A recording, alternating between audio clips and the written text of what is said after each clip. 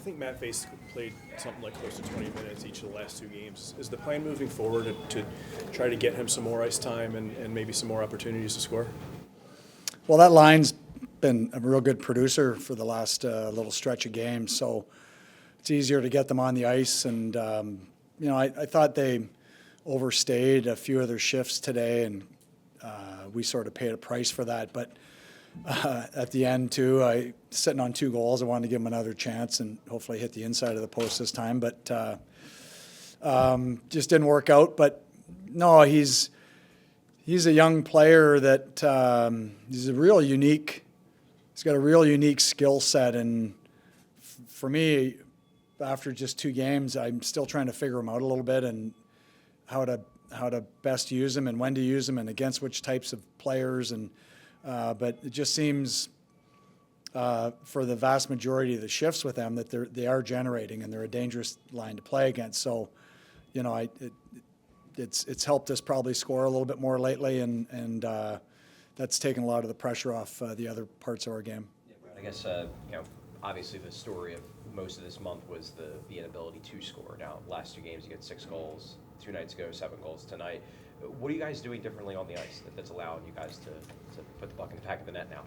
I don't know if there's any one thing. Obviously the power play, getting a couple goals tonight and one last on Thursday or last game was, it's a nice.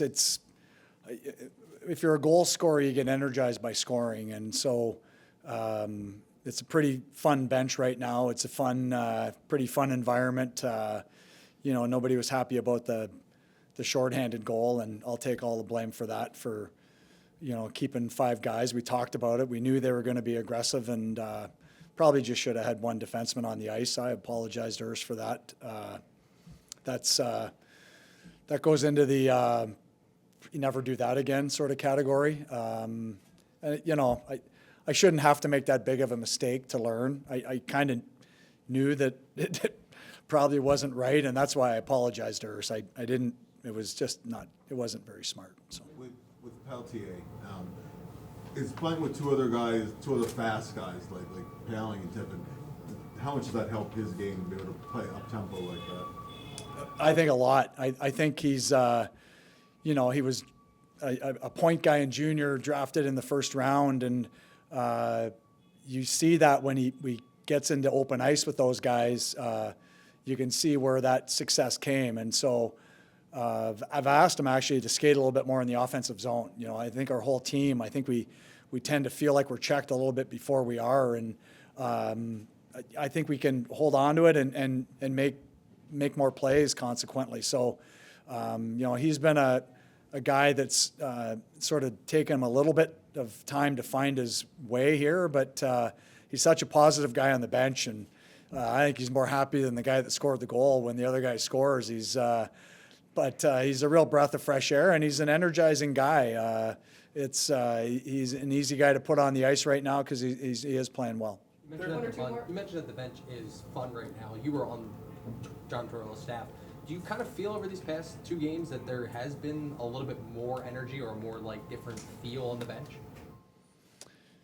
Well, like I said, when you score, scorers get energized by putting pucks in the net and being part of an offensive, push like we've had the last couple games. We haven't really, tried to make it any lighter. I just think my personality is lighter than Torts, and I have a lighter hand in how I go about my business. So I think inherently it might,